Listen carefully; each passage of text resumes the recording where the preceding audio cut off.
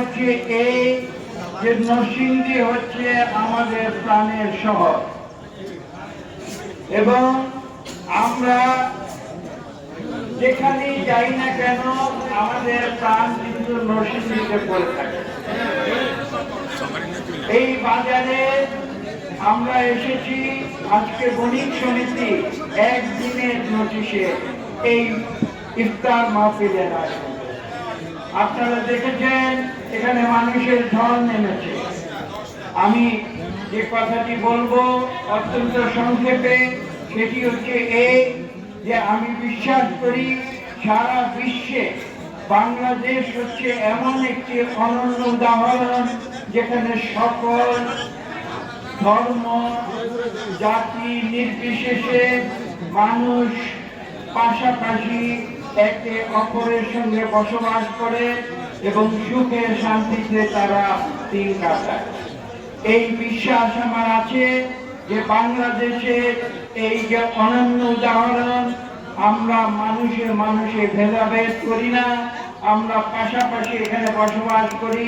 এবং নরসিংদী বাজার আপনারা জানেন এমন একটি স্থান যেখানে ভিন্ন ধর্মাবলম্বী মানুষ এখানে পাশাপাশি তারা ব্যবসা বাণিজ্য করে, তারা জীবনযাপন করে এবং এখানে শান্তি একটি উদাহরণ হিসেবে তারা এখানে নরসিংদীতে তারা বসবাস করে। আমি যে কথাটি বলবো, ইসলাম ধর্মের যে শিক্ষা, সেই শিক্ষা হচ্ছে লাকুম দীনুকুম ওয়ালিয়া দীন, যার যার ধর্ম সে পালন করবে।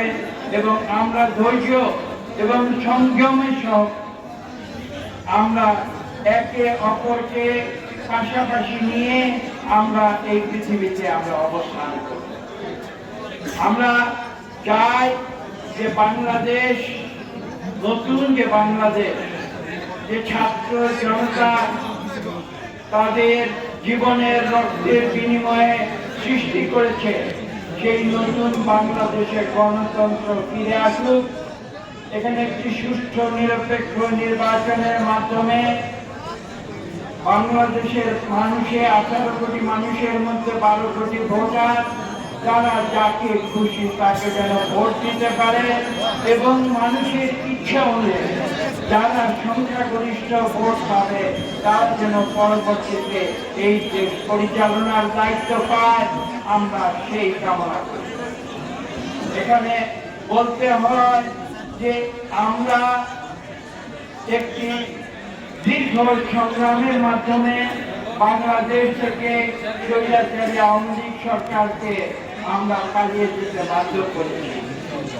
বাংলাদেশের গণতন্ত্রকামী যে দলগুলো রয়েছে তারা সবাই মিলে ঐক্যবদ্ধ হয়ে তারা আন্দোলন করেছে দীর্ঘ 1.5 দশক ধরে, এবং তার চূড়ান্ত পর্যায়ে ছাত্র জনতা রাজপথে নেমে এসেছিল।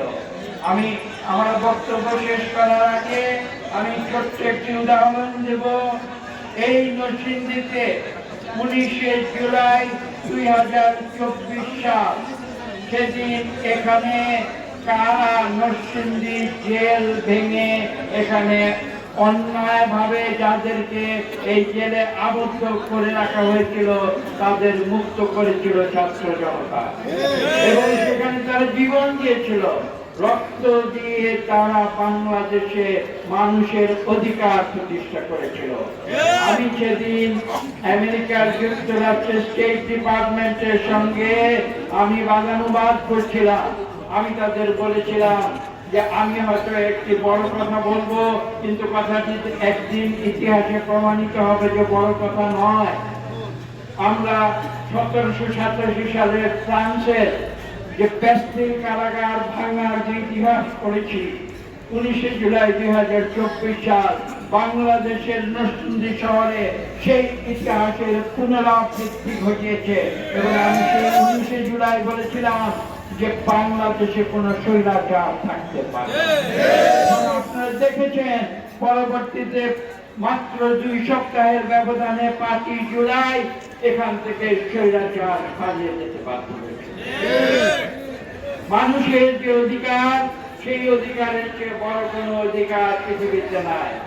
আমরা মানুষ হিসাবে মানুষের অধিকার নিয়ে, অর্থনৈতিক, সামাজিক এবং রাজনৈতিক অধিকার নিয়ে আমরা পৃথিবীতে মাথা উঁচু করে বাস করতে চাই।